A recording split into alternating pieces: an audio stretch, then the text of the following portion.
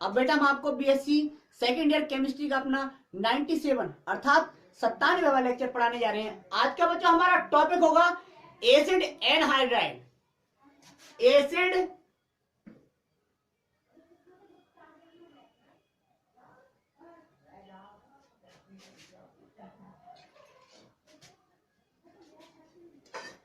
Acid anhydride तो लिखेंगे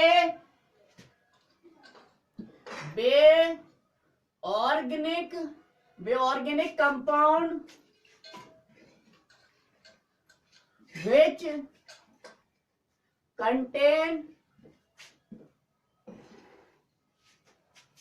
RCO का whole twice O। General formula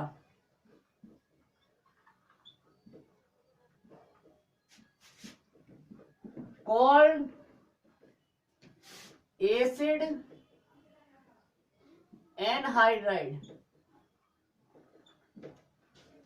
बे कार्बनिक यौगिक बेटा जो ये जनरल फॉर्मूला रखते हैं एसिड एनहाइड्राइड कहलाते हैं।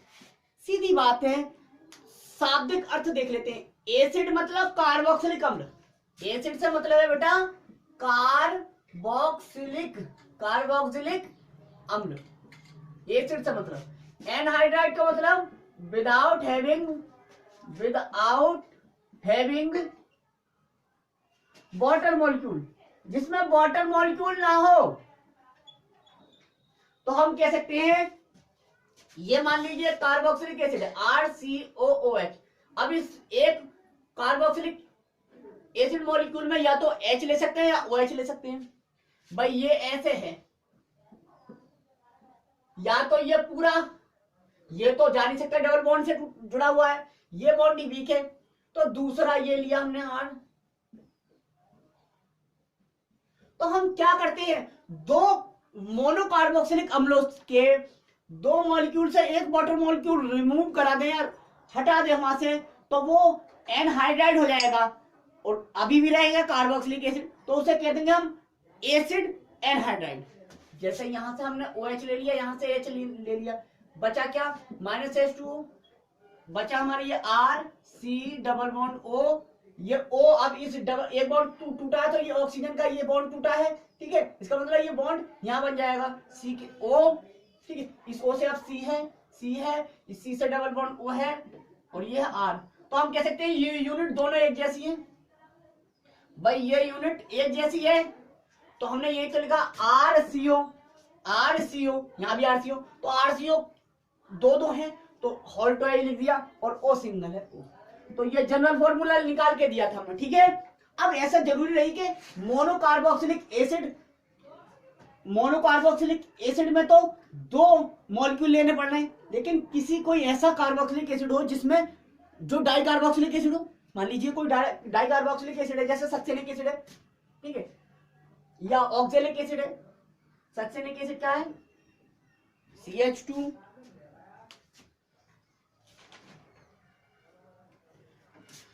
COOH, CH2, COOH। अब देख लीजिए यहां पर तो वाटर मॉलिक्यूल यही दिख रहा है हमें, तो क्या बन जाएगा -H2 निकाल के, ये बना CH2 single bond CH2, C double bond O single bond O, C double bond O single bond O। मतलब हमें मिला वही, ये भी तो एनहाइड्राइड है लेकिन ये सक्सेनिक एसिड एनहाइड्राइड है, ठीक है। तो अब हम समझ गए, ये लिख सकते हैं बेटा क्या, सिंपली कार्बोक्सिलिक अम्ल में से बेटा एक वाटर मॉलिक्यूल रिमूव करा दें हम, रिमूव कराने पर बचा हुआ कंपाउंड एसिड एनहाइड्राइड कहलाता है, ठीक है। लिख लीजिए, after removing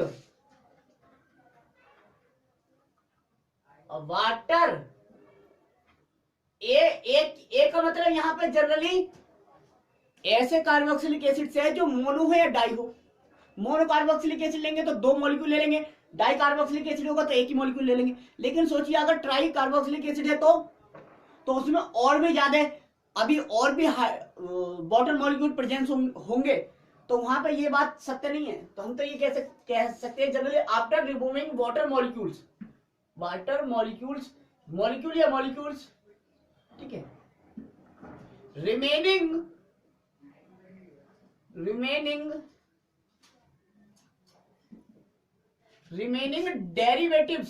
derivative of carboxylic acid called acid anhydride, called बेटा एसिड एनहाइड्राइड। ओके ओके, ठीक है। आप देख लीजिए बेटा एमओपी बनाने की विधियां,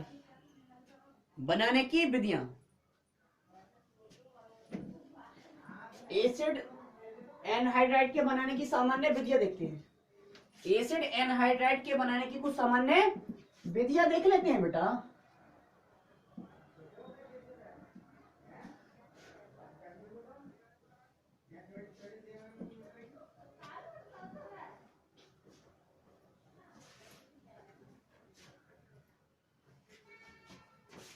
मेथड्स ऑफ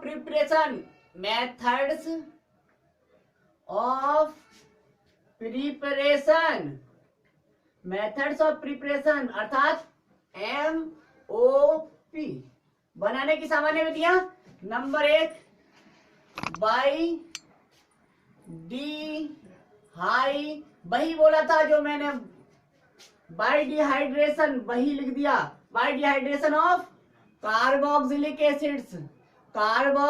एसिड्स के डिहाइड्रेशन द्वारा, ठीक है। तो लिखेंगे किसी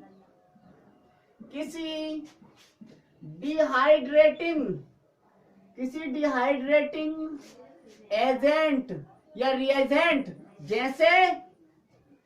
जैसे बेटा P2O5 अभी लिखवाया था, की उपस्थिति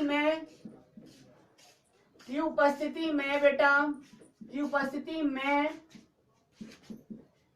किसी डिहाइड्रेटिंग एजेंट जैसे P2O5 की उपस्थिति में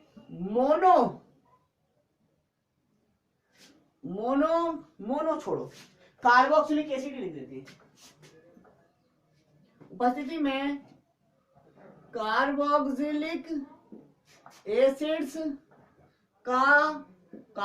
एसिड्स का डिहाइड्रेशन, कार्बोक्सिलिक एसिड्स का डिहाइड्रेशन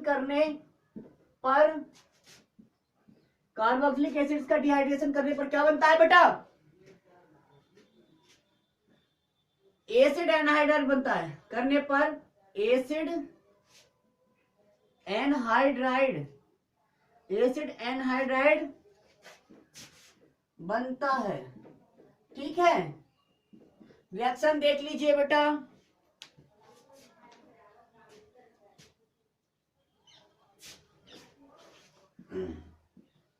रिएक्शन है ये RCOOH प्लस दूसरा RCOOH, एक वाटर मॉलिक्यूल रिलीज कर दिया हमने यहां से P2O5 की उपस्थिति में, तो क्या निकला? -H2O, मतलब ये कर दिया हमने डिहाइड्रेशन कर रहे हैं बेसिकली हम। बना आपका RCOOC डबल बॉन्ड OR, ये बन गया एसिड एनहाइड्राइड, ठीक है। इसी प्रकार ये सक्सेनिक एसिड ले लिया हमने, CH2 COOH CH2 COOH, यहां से एक वाटर मॉलिक्यूल रिलीज करा दिया हमने, डिहाइड्रेट करा दिया। P2O5 की उपस्थिति में निकल गया -H2O, इसका मतलब हम करा रहे हैं डिहाइड्रेशन। क्या करा रहे हैं बेटा? डिहाइड्रेशन। रिजल्ट हमारा ये है CH2 C double bond O C double bond O, ठीक है, CH2, ठीक है। ये बन गया सक्सेनिक एनहाइड्राइड, नाम है इसका सक्सेनिक एनहाइड्राइड। डाल दीजिए बेटा सक्सेनिक एनहाइड्राइड हो गया। Succinic anhydride.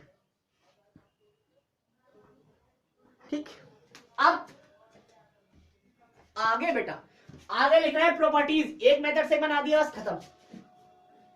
अब देखेंगे बेटा properties of acid anhydride. Properties of acid anhydride, properties of acid anhydride, properties of acid anhydride, properties of acid anhydride, properties of acid anhydride,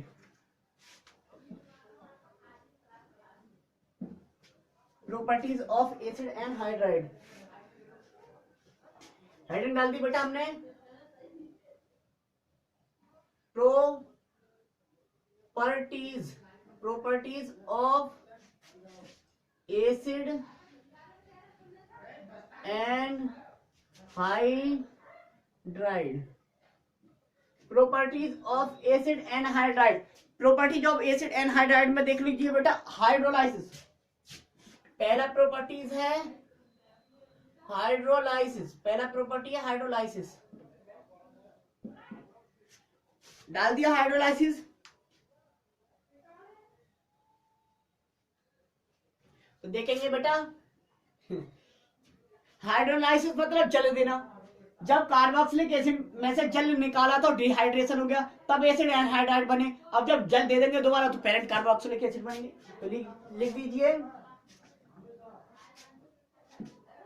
acid anhydrides का hydrolysis करने पर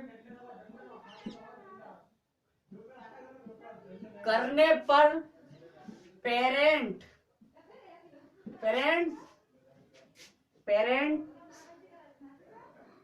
carboxylic acid बनते हैं।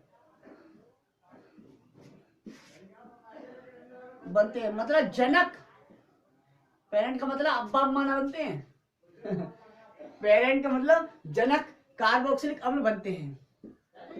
ठीक है, देखो जरा, RCOOCOR।